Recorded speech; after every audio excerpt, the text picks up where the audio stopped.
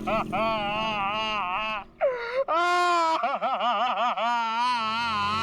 पंकज, ये किस तरीके से रो रहा है? कम से कम रोने का तरीका तो सुरीला होना चाहिए, इतना बेसुरा नहीं। अरे मैं रो रहा हूँ, कोई रियाज नहीं कर रहा हूँ जो मुझे सुर ताल और ये सब सिखा रहे हो। देख, मैंने तुझे पहले ही कहा था मुझे कस के पकड़ना। तेरी लापरवाही की वजह से हम लोग ये गाड़ी से गिरे हैं, समझे? मेरी लापरवाही, खुद को बाइक चलाने आती नहीं है, मुझे गिरा दिया, मेरी टांग तोड़ दी और बोल रहे मेरी लापरवाही। कुछ नहीं हुआ तेरे टांग को। उठ उठ उठ जा, चल। सर, मैं आपको बता रहा हूँ, आज का दिन मेरा बहुत खराब जा रहा है, बहुत मनूस दिन है। आप भी मुझे पिकअप करने आ गए। सर, आज का दिन बहुत खराब है सर, आज बहुत बड़ी गड़बड़ होने वाली है। एक खतरनाक केस वेट कर रहा है ब्यूरो में। ओके मैडम, आपकी हिम्मत की तारीफ करनी होगी। आप उस मुजरिम से बिल्कुल डरी नहीं और डट के सामना किया उसका। सर, पुलिस रिकॉर्ड में आपको कुछ भी मिला उसके बारे में? जी नहीं, उसने इससे पहले कोई जुर्म नहीं किया था। और इसीलिए उस तक पहुंचने के लिए हमें आपसे कुछ सवाल करने होंगे। जी पूछिए। आप उसके बारे में कुछ और बता सकती हैं? नहीं सर, मुझे कुछ भी याद नहीं है, बल्कि मैंने वो होटल वालों से भी पूछा था, उन्होंने बोला कि उन्होंने किसी को आते जाते हुए नहीं देखा। अच्छा, आपको किसी पे शक है? एक ही तो इंसान है जिसको मेरी जिंदगी से ज्यादा मेरी मौत प्यारी है। कौन? वही मेरा पति करण। आपका पति? आपको पता है कितने सारे लोगों के बीच में उसने मेरी इंसल्ट की, उसने तो मुझे अपने बीवी मानने से भी इनकार कर दिया। पर आपको पता है सर, इसी बात का ना बदला लेने के लिए उसने वो गुंडा भेजा था मेरा गला दबाने के लिए। एक मिनट मैम, शुरू से बताइए कि ये आपके और आपके पति के बीच में तनाव किस वजह से है? आप मेरे साथ करण के घर पे चलिए, आपको सब कुछ पता चल जाएगा कि क्या हुआ था। नहीं राधिका, जब तक हम ना बुलाएं तुम गाड़ी में बैठो। मगर क्यों? प्लीज राधिका जी, आप बात को समझने की कोशिश कीजिए, हम आपको जल्दी ही अंदर बुलाएंगे। ठीक है, बैठती हूँ।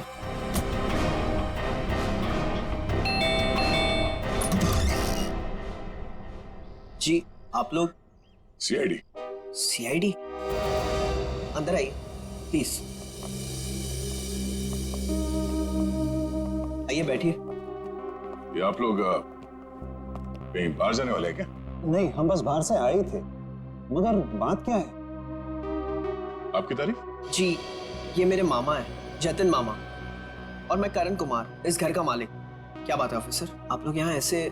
मुझे थोड़ी घबराहट सी हो रही है। घबराने की कोई जरूरत नहीं। देखिए, हम लोग सिर्फ आपकी बीवी से कुछ पूछताछ कर रहे हैं। मेरी बीवी? वो तो ऊपर है। ऊपर है? वो तो नहीं, हम उनसे ऊपर ही चल के मिल लेते हैं, आपकी श्रीमती जी से। आखिर बात क्या है ऑफिसर? अनीता ने आप लोगों को बुलाया? वो भी पता चल जाएगा, आइए। आइए। अनीता, अनीता कहाँ चली गई? बाथरूम में पानी भरने की आवाज आ रही है। श्रेया? हाँ, इस वक्त उसके नहाने का समय होता है। अनीता जी, अनीता जी, सर दरवाजा खुला है। अनीता जी, सर, अनीता जी, अनीता जी, अनीता, अनीता क्या हुआ? सर ये तो मर चुकी है। अनीता, अनीता, अनीता, अनीता! एक मिनट, करण आप समझिए प्लीज। अनीता को क्या हुआ? ले जाओ। करण जी, अनीता! करण जी, आप मेरे साथ बाहर चलिए प्लीज। आइए आइए आइए।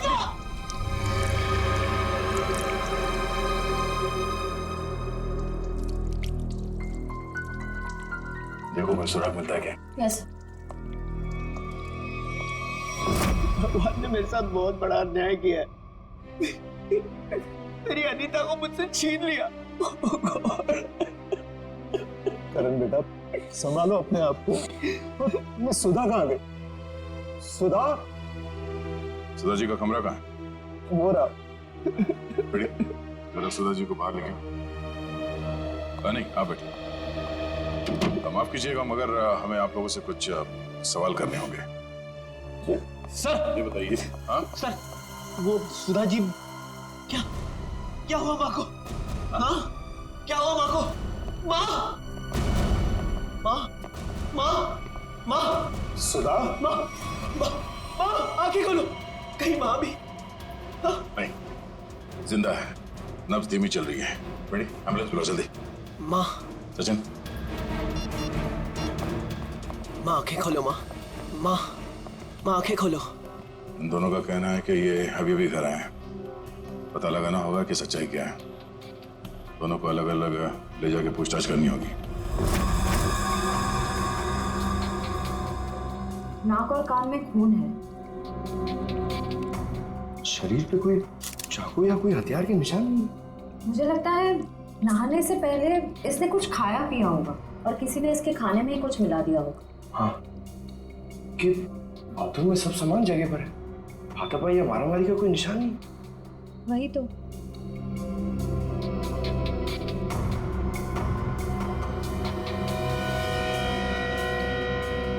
श्रेया मैम, अनीता की बॉडी पे कोई टैल्कम पाउडर लगा हुआ है क्या?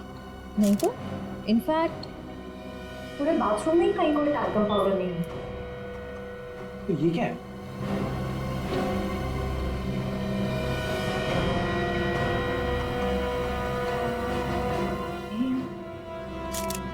कहीं अनीता की मौत का इस पाउडर से लेना देना तो नहीं? सर मैं भी अपनी माँ के साथ अस्पताल जाना चाहता हूँ सर। मुझे उनकी बहुत चिंता हो रही है, प्लीज सर मुझे जाने दीजिए। घबराइए नहीं, हमारा एक ऑफिसर गया आपकी माँ के साथ उनका ध्यान रखने के लिए। और एक बार ये तहकीकात पूरी हो जाए हमारी, उसके बाद आप भी जा सकते हैं हॉस्पिटल अपनी माँ से मिलने। सर आपको जो भी पूछना है आप पूछिए सर। यहाँ आपके घर में 4 लोग थे। अनीता जी का खून हो गया, आपकी माँ बेहोश पड़ी थी, तो आप बचे 2, आप और आपके मामा जी। आप हम दोनों पे शक कर रहे हैं? क्या करें, हम सीआईडी वालों का काम ही कुछ ऐसा होता। शुरुआत शक की बुनियाद से ही होती है। अब हम पर शक कर रहे हैं सर? हमारे घर में इतने सारे नौकर भी तो हैं। मेरा मतलब थे। हे, आज दोपहर को माँ ने सारे नौकरों को पनवेल भेज दिया सर, हमारे फार्म हाउस पे। वहाँ पे रेनोवेशन चल रही है, लेकिन अब तक तो उनको आज आना चाहिए था। आज ही नौकर को बाहर भेजा और आज ही ये सब कुछ हो गया। ये कोई संयोग तो नहीं हो सकता। आपने आखिरी बार अनीता को जिंदा कब देखा था? आज दोपहर को 1 बजे से। उसके बाद मैं ऑफिस चला गया और फिर मामा जी के साथ वकील के यहाँ। करण ने मुझे 1:30 बजे संगानेर रोड से पिकअप किया, वहां से हम वकील के पास गए। और इस बीच आप दोनों की अनीता जी या सुधा जी से कोई बात हुई थी? नहीं, कोई बात नहीं, कोई फोन भी नहीं आया। वकील के साथ मीटिंग करने के बाद हम 4 बजे तक घर लौट आए। और घर का दरवाजा किसने खोला? मैंने आपको कहा ना, घर में सबके पास एक एक चाबी है घर की। मैंने अपनी चाबी से दरवाजा खोला और मैं और मामा जी घर में आ गए। हमें 5 मिनट भी नहीं हुए थे बैठे हुए कि घर की घंटी बजी और देखा कि आप लोग आ गए सर। और इस बीच आपने जाके देखा नहीं कि आपकी माँ और आपकी बीवी अनीता कहाँ है? सुधा दीदी रोज दोपहर से शाम दवाई खा के सो जाती थी, मगर हाँ, घर लौटने के बाद करण ऊपर जरूर गया था। क्या क्या कहा आप? करण ऊपर गया था? जी। सचिन जी का कहना है कि करण आते ही सबसे पहले ऊपर सीढ़ियों पे गया। अच्छा, तो आपने मरने से पहले अपने बीवी को देखा होगा? जी नहीं। नहीं? तो ये मामा जी झूठ बोल रहे? नहीं तो मैंने ऐसा तो नहीं कहा था ना। मैं ऊपर जा रहा था, लेकिन कमरे तक पहुंचने से पहले मेरा फोन बजने लगा। ऊपर नेटवर्क का प्रॉब्लम है, इसलिए मैं वापस नीचे आ गया। पता नहीं क्यों चाह कर भी हमें यकीन नहीं हो रहा आप दोनों के बयान पर। ऐसे लग रहा है कि हम लोग कोई कहानी सुन रहे हैं, एक मन घड़ंत रची हुई कहानी। अरे सर प्लीज, हमारे साथ इतना बड़ा हादसा हुआ है और हमें हमदर्दी दिखाने के बजाय आप हम पे शक कर रहे हैं। हमदर्दी से ज्यादा जरूरी हमारे लिए अनीता को इंसाफ दिलाना है, उसके खूनी को फांसी के फंदे तक पहुंचाना है। अब उस मुजरिम को पकड़िए सर, क्या पता कल को वो मामा जी या मुझे मार दे। सर ऊपर बाथरूम में ये हरा पाउडर मिला, इसके अलावा और कोई खास सबूत हाथ नहीं आया है। आप कुछ बता सकते हैं इस पाउडर के बारे में? क्या है ये? नहीं सर, इससे पहले इस पाउडर को मैंने बाथरूम में कभी नहीं देखा। कोई बात नहीं, हम पता कर लेंगे। पंकज, टेस्टिंग के लिए भेज दो। सर मैं भी हॉस्पिटल जाना चाहता हूँ सर। सर प्लीज मुझे जाने दीजिए, मुझे अपनी माँ से मिलना है sir. Please sir, please please sir, जाने दीजिए इसे। अभी नहीं। लेकिन क्यों नहीं? आपके सारे सवाल तो खत्म हो गए ना, सिवाय एक के, और उस सवाल का नाम है राधिका। अरे ये तो वही लड़की है। ये वही है जिसने मुझे 2 थप्पड़ मारे थे। तुम्हारी हिम्मत कैसे हुई यहाँ आने की? तुम्हारे जैसे आदमी को 2 नहीं 200 थप्पड़ पड़ने चाहिए। गुंडा भेजा था ना तुमने मेरा गला दबाने के लिए? क्या बकवास कर रही हो तुम? सर मुझे लगता है यही वो है जिसने अनीता को मारा है। अब इसे गिरफ्तार कर लीजिए। मैं अनीता को क्यों मारूंगी? हाँ, मैं तुम्हारी पहली बीवी हूँ और तुम्हें पाने के लिए मुझे गुनाह करने की जरूरत नहीं है। एक मिनट, शांत हो जाइए। कौन सच बोल रहा है कौन झूठ अभी पता चल जाएगा। करण, पहले तुम बोलो। ये मेरी बीवी राधिका नहीं है, क्योंकि मेरी बीवी राधिका वो है वहां जो उस तस्वीर में। सर, आज से 2 साल पहले एक हादसे में राधिका गुजर गई। ये भला मेरी पत्नी कैसे हो सकती है? सर, ये झूठ बोल रही है, ढोंग कर रही है ये। जब से ये मेरी जिंदगी में आई है ना, सब गलत हो रहा है, सब गलत हो रहा है। मेरी अनीता गुजर गई, मेरी माँ अस्पताल चली गई, और आज पहली बार ऐसा हुआ है कि हमारे घर में सीआईडी आई है। तुम्हारी बीवी अनीता को मैंने नहीं मारा है, और सासू माँ भी मेरी वजह से अस्पताल ले गई है, समझे? तो क्या सासू माँ? Sir just look at her, कितना झूठ बोल रही है। एक मिनट करण। मैम, फोटो में जो ये लड़की है उसका चेहरा और आपका तो बिल्कुल अलग, कोई मेल नहीं खाता, जमीन आसमान का फर्क। सर, अब मुझे 2 मिनट दीजिए, मैं साबित कर दूंगी कि ये फोटो वाली लड़की वही हूँ। ठीक है, साबित कीजिए। करण, तुम और मैं 2013 जुलाई में जयगढ़ गए थे ट्रैकिंग के लिए। तुम और मैं नहीं गए थे, मैं और मेरी पत्नी राधिका गए थे। लेकिन तुम्हें कैसे पता चला? उस वक्त एक हादसा हुआ था, एक लड़की की मौत हो गई थी पहाड़ से नीचे गिर के। वो लड़की मैं थी, राधिका तुम्हारी बीवी। तुम? मैं पहाड़ से नीचे गिर गई थी, तुमने तो मुझे ढूंढने तक की कोशिश नहीं की थी। ढूंढा था, करण ने खुद मुझे बताया था। जी, इन्होंने बोला और आपने मान लिया। सर, मैंने अपनी पत्नी को ढूंढने की बहुत कोशिश की, दिन रात कोशिश की, लेकिन मुझे उसकी लाश तक नहीं मिली। कैसे मिलती तुम्हें उसकी लाश? हाँ, मैं मरी नहीं थी, मैं जिंदा थी और तुम्हारे सामने खड़ी हूँ। सर ये फिर से झूठ बोल रही है। सर, एक मिनट, जब आप पहाड़ से गिरी तो फिर तो बच कैसे गई? क्योंकि कुछ सांसें बची थी मेरे अंदर। आपको पता है, 2 साल लगे थे मेरी हड्डियां छोड़ने में, पूरा चेहरा खराब हो गया था मेरा। वो तो शुक्र है डॉक्टर पुनीत का, जिन्होंने मुझे नया चेहरा दिया। लेकिन शादी को देखिए, अभी तक मारने को तैयार नहीं कि मैं इसकी बीवी हूँ। सर झूठ बोल रही है, ये बेकार की कहानियां बना रही है, ढोंग कर रही है। क्यों झूठ बोल रही हो? क्या करूं मैं? कहा किस के दिखाऊं कि मैं तुम्हारी बीवी हूँ? तुम्हें जो करना जाके करो, जिससे पता करना जाके करो। मैं क्यों करूं? सच क्या है और झूठ कौन बोल रहा है वो भी सामने आ जाएगा।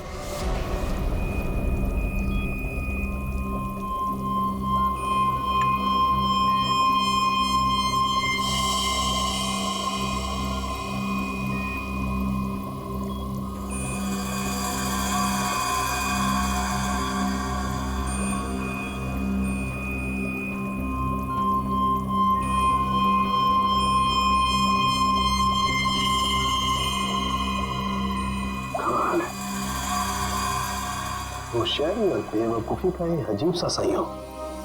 कालू के साहब, आप इतने उलझे क्यों लग रहे हैं? आपको तो खुश होना चाहिए, इस बार हमने जो तगड़ा सबूत दिया है आपको, वो पाउडर। अगर वो पाउडर आप लोग नहीं भेजते ना तो भी मैं अपना काम चला देता। कैसे बताता हूं। एक हाँ मेरे साथ ये देखो, ठीक वैसा ही हरा रंग जैसे हरे रंग का पाउडर आप लोगों को मिला। ये एक किस्म की केमिकल है, ये एक किस्म का ब्लीच है, सल्फा क्रोमेटोज, जो कि अधिकतर इंडस्ट्रीज में इस्तेमाल की जाती है। मतलब सर ये केमिकल अनीता के नहाने के पानी में था? बिल्कुल। और ये कितना खतरनाक केमिकल है इसका असर तुम लोग देख ही चुके। जैसे जैसे ये ज्यादा मात्रा में इंसान के टच में आता है, इंसान की हालत खराब होती जाती है। उसकी नसें, उसकी ब्लड वेसल्स इतनी फूल जाती हैं कि फट जाती हैं और उसी की वजह से मौत हो जाती है। सर, बाथरूम में कोई बकेट तो नहीं थी, यानी वो जहरीला पानी शावर से ही आया होगा ना? लगता तो ऐसे ही है। दोबारा जाके वहां पे वो शावर चेक करना पड़ेगा। डॉक्टर साहब ये बताइए कि करण की माँ सुधा जी, उन्हें भी इसी तरह के केमिकल से बेहोश किया गया था? हाँ दया, था तो केमिकल ही, लेकिन ये केमिकल नहीं था। वो केमिकल था मैथनॉल। हाँ बताता हूँ। ये देख रहे हो, ये लाल लाल निशान उस मैथनॉल के रेजिड्यू। ये किस तरह का केमिकल? ये केमिकल इंसान को पूरी जिंदगी के लिए पैरालाइज कर देता। मतलब खूनी सुधा जी को मारना नहीं चाहता था, उन्हें हमेशा के लिए अपाहिज बनाना चाहता था। लगता तो ऐसा ही। कोई आपसी दुश्मनी का मामला लगता है सर। एक को मार दिया और एक को जिंदा लाश बना दिया। क्या अनीता जिस पानी से नहा रही थी उसमें जहर था? इसलिए अनीता की मौत के बाद इस बाथरूम के और टंकी के पानी के इस्तेमाल पर रोक लगा दी गई थी। लेकिन हम सब इसी टंकी के पानी से नहाए थे, फिर हमें कुछ क्यों नहीं हुआ? इसका जवाब भी बहुत जल्द मिल जाएगा आपको। सर, मुझे तो नौकरों पे शक है। हम तो पनवेल वाले फार्म हाउस पर थे, और हम क्यों मिलाएंगे मेम साहब के नहाने के पानी में जहर? और ये पानी हमारे बाथरूम में भी आता है। ठीक है, आप सब लोग यही रहिए। उस जहरीले पानी का असर सिर्फ अनीता पे क्यों हुआ और बाकी किसी पे क्यों नहीं हुआ, वो अभी पता चल जाएगा। पंकज,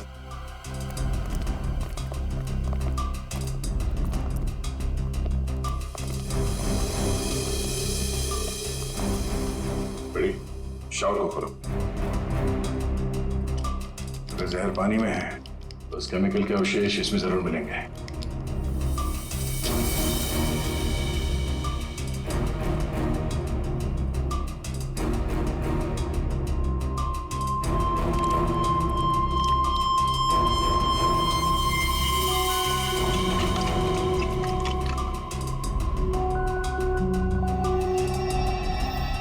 ये देखो, ये क्लोरीन नहीं है, जहर है। पानी की टंकी में ही जहर है, यहाँ पे नहीं डाला गया।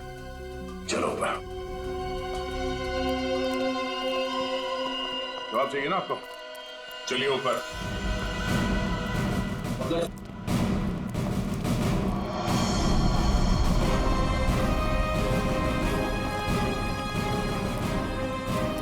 सर, ये पानी की टंकी में जहर क्यों होगा? अगर इसमें जहर होता तो हम सब जिंदा कैसे? हो सकता है आप लोग कई दिनों से नहाए नहीं हो। फॉरेंसिक किट लाए हो? सर वो नीचे। लिस्ट लिया। Yes sir. इस पानी की टंकी तक कोई घर वाला ही आ जा सकता है ना? हाँ, घर का कोई सदस्य या नौकर? सर, हम में से ऐसा कोई क्यों करेगा? अब ये काम तो किसी बाहर वाले का हो नहीं सकता।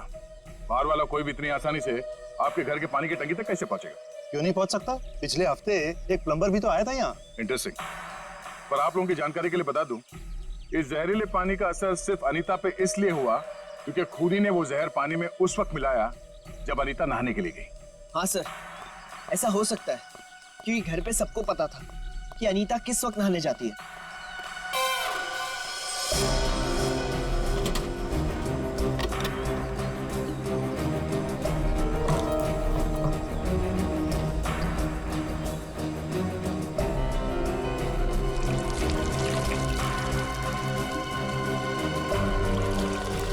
थैली यहाँ कैसे? बस करो।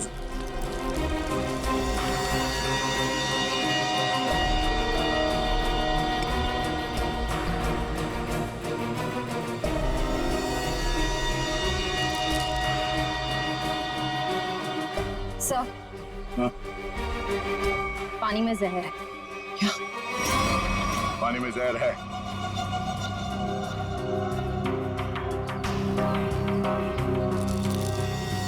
तंगुस?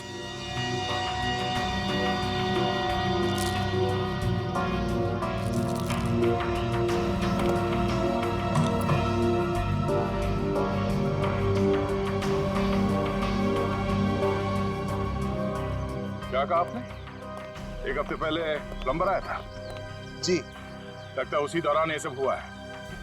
किसी ने वो जहर इस प्लास्टिक में डालकर यहाँ पे रख दिया था और उसे तंगुस से बांध के नीचे कनेक्ट किया था। और जैसे ही अनीता बाथरूम में गई नहाने के लिए, उसने तंगुस को खींचा। प्लास्टिक के अंदर जो जहर था वो पानी में घुल गया और अनीता की मौत हो गई। लेकिन सर, घर के किस सदस्य का काम है ये? कैसे पता चलेगा? अरे, अगर किसी ने तंगुस यहाँ से खींचा है तो जरूर आसपास किसी न किसी ने तो देखा होगा कुछ। आसपास लोगों से पूछते हैं। या आसपास किसी ऐसे आदमी से पूछना होगा जो घंटों एक ही जगह पे बैठा रहता है, जैसे कोई दुकानदार, फेरी वाला, कोई बिल्डिंग का watchman.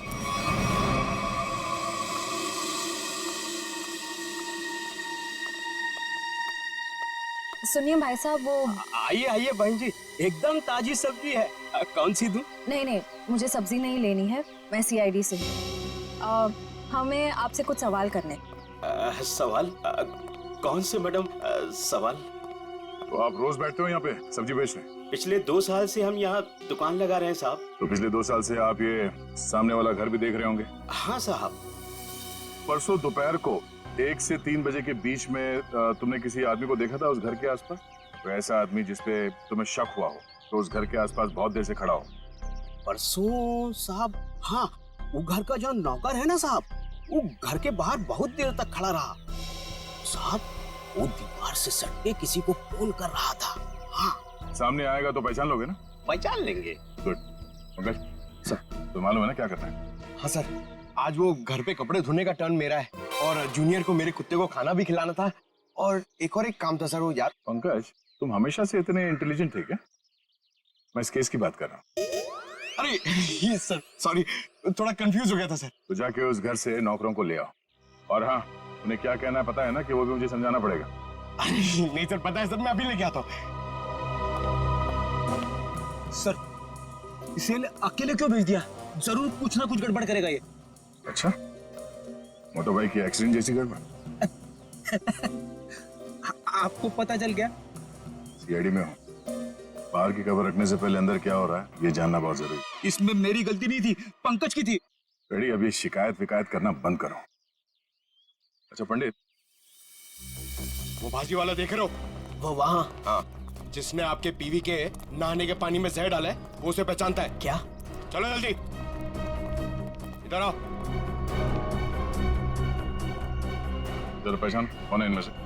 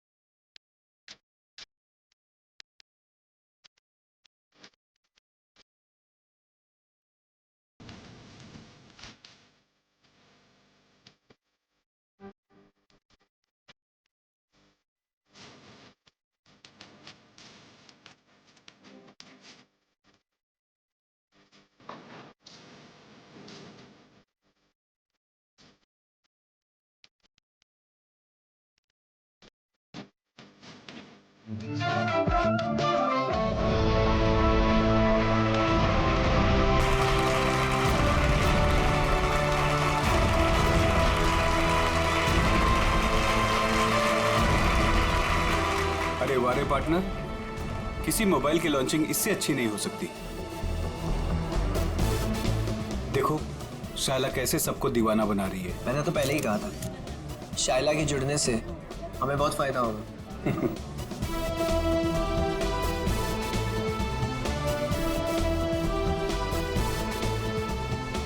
Thank you thank you thank you.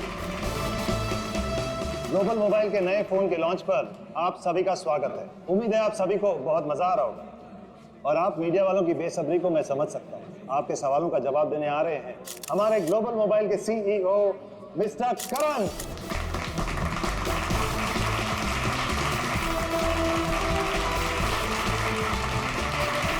All the best. Thank you everyone. आप लोग अपना कीमती वक्त निकाल कर यहाँ आए, इसके लिए आप सभी का बहुत बहुत शुक्रिया। Thank you. आज मैं बहुत खुश हूं क्योंकि आज मैं आप सबको अपनी कंपनी का वो मोबाइल देने जा रहा हूं जो आपकी रोजमर्रा की जिंदगी को और भी आसान कर देगी। सो जोरदार तालियों से स्वागत कीजिए टेक्नोलॉजी के नए आविष्कार का, my new phone global mobile X4।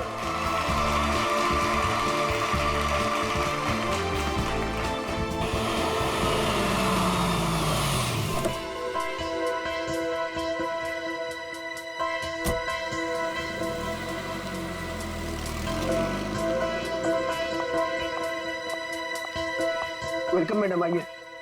Function कहाँ चल रहा है? हॉल नंबर 1 में। ओके। क्या ये बात सच है कि आपका मोबाइल बाकी मोबाइल की तुलना में बेहतरीन बैटरी लाइफ और परफॉर्मेंस देंगे?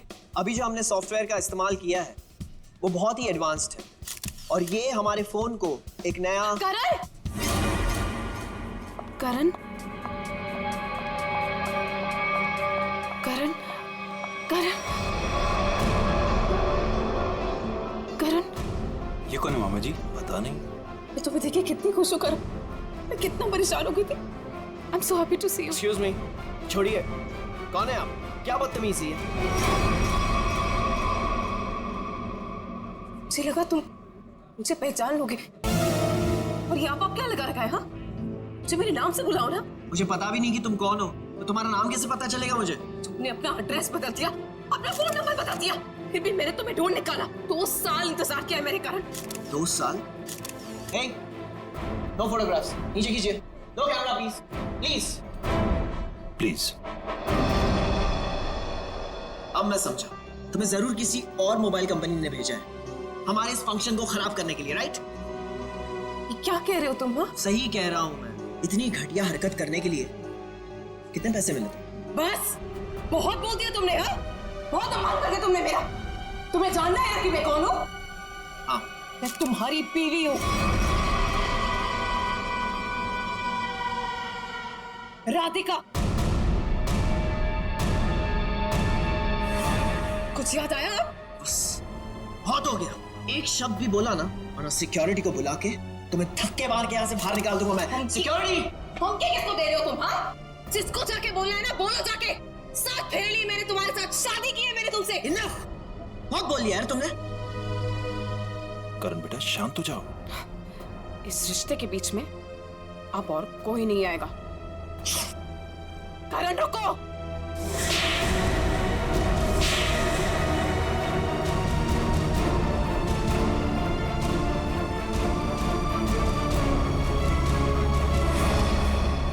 ये 2 तमाचे उन 2 सालों के लिए जो मैंने तुम्हारी यादें बिताई है। तुमने मुझे थप्पड़ मारा। मुझसे दुश्मनी बहुत महंगी पड़ेगी। पता है मैं कौन हूँ? पता है तुमने किससे दुश्मनी मोल ली है? अपने पति से। मैं तुम्हारा पति नहीं हूँ। अगर मैं तुम्हारा पति हूँ ना, तो सबूत बताओ। अच्छा, तो देते हैं ना सब। उतारो अपने कपड़े। What?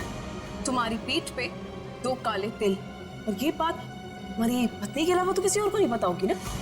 उतारो। मिस्टर करण, क्या ये मैडम सच कह रहे हैं? क्या वाकई आपकी पीठ पे तिल है? देखिए, मैं आपके बेकार के सवाल का जवाब देना जरूरी नहीं समझता, और मुझे अपने आप को साबित करने की कोई जरूरत नहीं है। Get it? और तुम जिसकी पत्नी हो ना, जाके उसके कपड़े उतरवाओ। Just stop! करण रोको! करण, करण रुक जाओ, मुझसे बुरा कोई नहीं होगा फिर।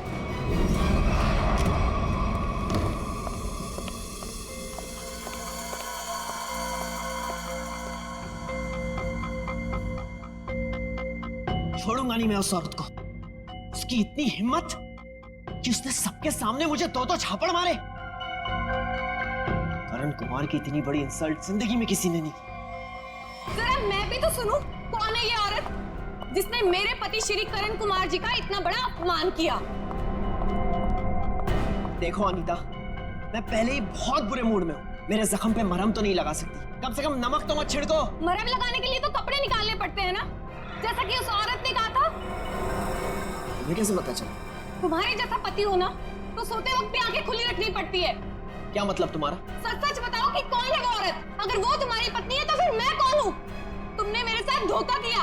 एक मिनट बंद करो ये सब तुम, और अपनी इल्जामों की गाड़ी पे जरा ब्रेक लगाओ। मैं उस औरत को जानता तक नहीं, कभी मिला नहीं उससे।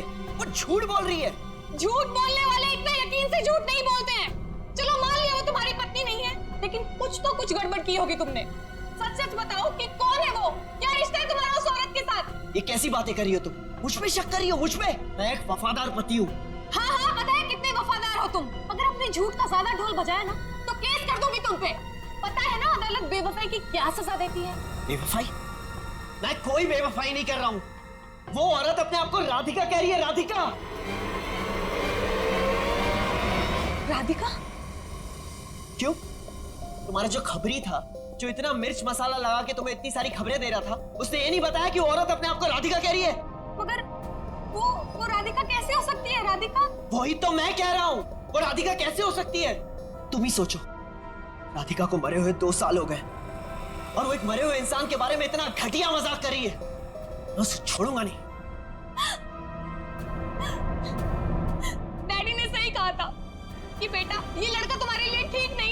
अरे मेरी तो जिंदगी बर्बाद हो गई। देखो, अब एक शब्द भी और बोला ना तो तुम्हें सीधा तुम्हारे डैडी के घर भेज दूंगा मैं, समझी तुम? देखो, एक मिनट, ऑफिस से फोन है, मुझे जाना होगा। हाँ मैं आ रहा हूँ।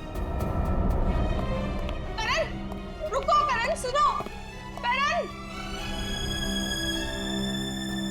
आइए सासू माँ, चाहे मैं कितना भी चीख लूं चिल्ला लूं, पर आपके बेटे के कानों पर तो जू तक नहीं रेंगती है। अरे बहू, मैं तो दवाई खा के सो रही थी, तुम्हारे शोर से उठ गई। तो आपको अब मेरा गम शोर लगने लगा है। पता नहीं मैंने इस घर को अपना ससुराल क्यों बनाया। वो क्या है? और इतने गुस्से में करण कहाँ गया? जब आपका बेटा आए ना तो खुद ही अपने बेटे से पूछ लेना कि वो औरत कौन है। औरत? कौन सी औरत? अरे कोई बताएगा मुझे कि ये घर में हो क्या रहा है? तुम? अरे मुझे क्यों फंसा रहे हो? तुम्हें जरूर कोई धोखा हुआ है। कौनो धोखा नहीं हुआ साहब, ये है वो। नहीं साहब, मैं सही कह रहा हूँ साहब, इधर साहब मैं सच कह रहा हूँ साहब। देख प्रीतम, हम जानते हैं कि तूने खुद ये सब नहीं किया, मगर तूने किसी के कहने पे जरूर किया है। अगर तुम हमारे साथ कोऑपरेट नहीं करोगे तो शायद फंस जाओगे, है ना? बोल। बबलू प्लम्बर साहब, उसने 20,000 रुपए दिए थे। मैंने तो साहब तार खींच के केमिकल मिलाया था साहब, अनीता मैडम के नहाने के टाइम पर साहब, और कुछ नहीं साहब। जिस थाली में खाया उसी में छेद किया। 20,000 रुपए के लिए ईमान बेच दिया तुमने। गलती हो गई साहब, गलती हो गई साहब। मुझे सजा कानून देगा। अब ये बता, वो प्लम्बर बबलू कहाँ मिलेगा?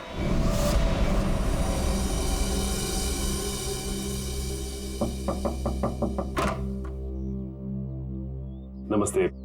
नमस्ते। बबलू है क्या? आप लोग बाद में आना, बबलू अभी घर पर नहीं है। कहाँ गया बबलू?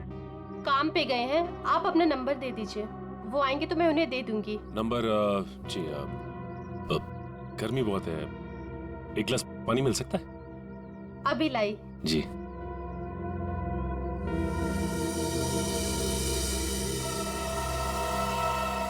ये क्या?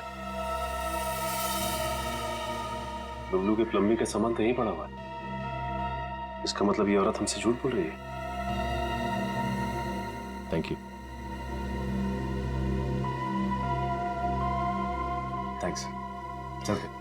पर आपने अपना नंबर नहीं दिया। हम लोग फिर आ जाएंगे। जी। Thank you.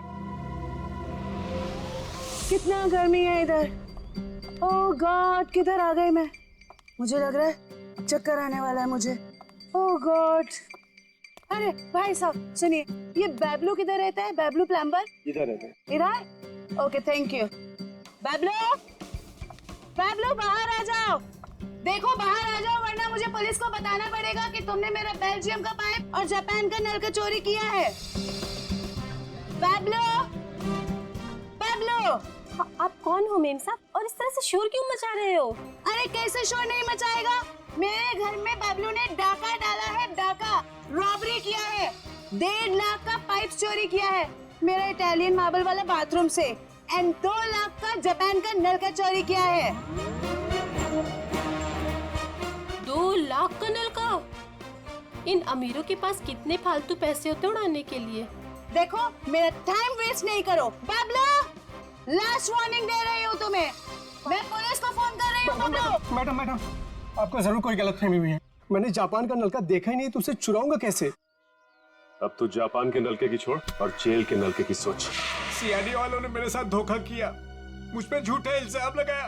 क्या करे, कभी कभी चूहों को बिल से निकालने के लिए सीआईडी को ऐसी चालबाजियां करनी पड़ती, समझा? अब बोल, अनीता को जहर क्यों दिया? जहर? पाउडर में जहर था? मुझे वाकई नहीं पता था। तुझे क्या लगा पानी के कीड़े मारने की दवा है वो? हा? पता नहीं साहब, मैंने इतना सोचा ही नहीं था। 50,000 रुपए मिल रहे थे, मैंने बिना दिमाग लगाए चुपचाप काम कर दिया। किसने दिए 50,000 रुपए तुझे? मुझे नहीं पता, एक फोन आया था होटल से। कौन से होटल से फोन आया था? Excuse me ma'am. Good afternoon sir. Good afternoon ma'am. हमारे होटल में आपका बहुत बहुत स्वागत है। अरे वाह, इतने प्यार से हमारा स्वागत किया। जनरली सीआईडी को देख के तो लोग मायूस हो जाते हैं। सीआईडी? क्या बात है सर? इसे पहचानती हैं आप? नहीं पहचानती। क्या बात, मतलब आपने कभी देखा ही नहीं है? याद तो नहीं आ रहा है। ठीक है, हम आपको याद दिला देते हैं। बबलू नाम है इसका। पिछले हफ्ते यहाँ इस होटल से एक पैकेट लेने आया था। आप ही के होटल में किसी गेस्ट से? कौन सा गेस्ट था सर? अगर ये सब कुछ हमें पता होता तो यहाँ क्यों आते? एक्चुअली यहाँ हर रोज बहुत गेस्ट आते हैं और पिछले हफ्ते यहाँ कौन कौन रुका था ये कैसे याद रहेगा? हाँ ये बात तो है। पर आपके पास कोई रजिस्टर, कोई रिकॉर्ड्स के लिए आपके मेहमानों के या जो लोग उनसे मिलने आते हैं रखते होंगे ना? तो आप जरा उसमें चेक कीजिए और बताइए ये बबलू किससे मिलने आया था। हाँ सर, मैं चेक कर लेती हूँ। प्लीज।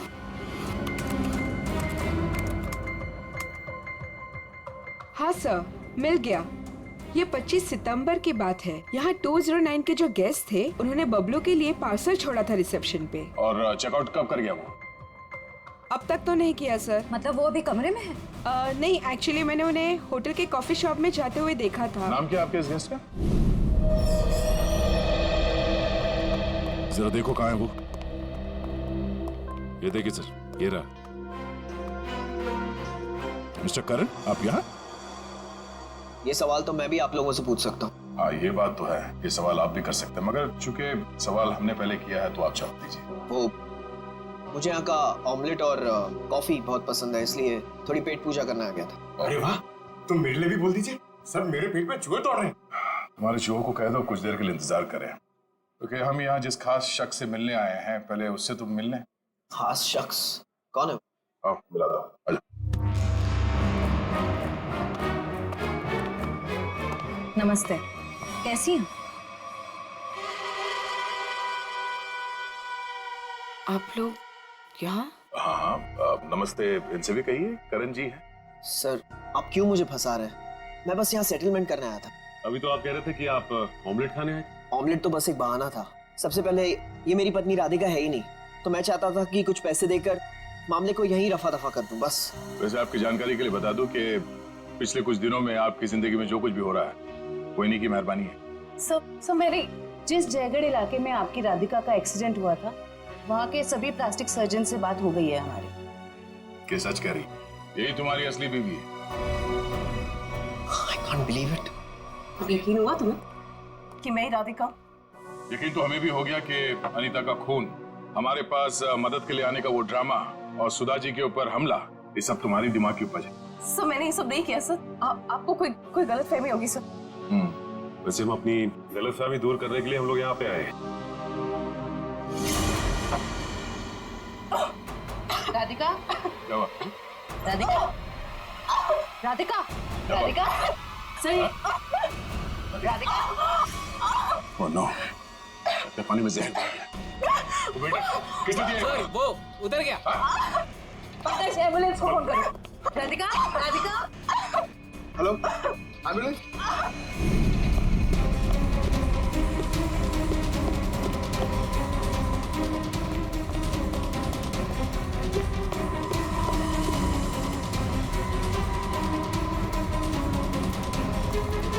और कहाँ भाग हो गया? जाने दो मुझे। हाँ? जाने दो मुझे। जाने दो मुझे। जाने दे।